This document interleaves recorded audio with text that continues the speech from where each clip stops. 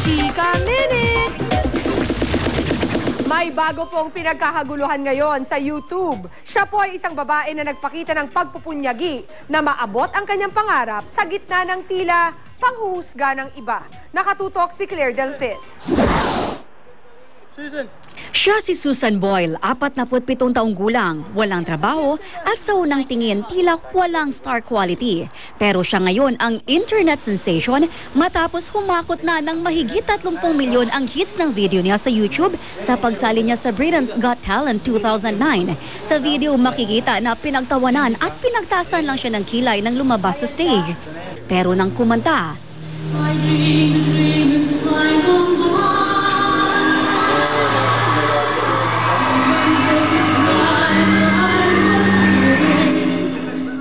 Pinahangan niya ang audience maging ang judges. Nag-standing ovation pa.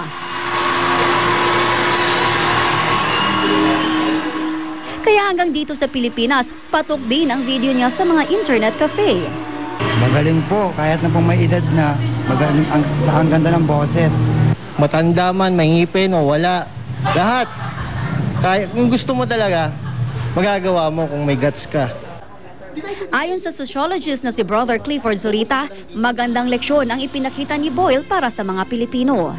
The human spirit is anchored on a conviction na kapag meron kang gustong maatim sa buhay mo, huwag kang susuko, huwag mong sabihin na huli na ang lahat. Claire Delfin, Nakatutok, 24 Oras.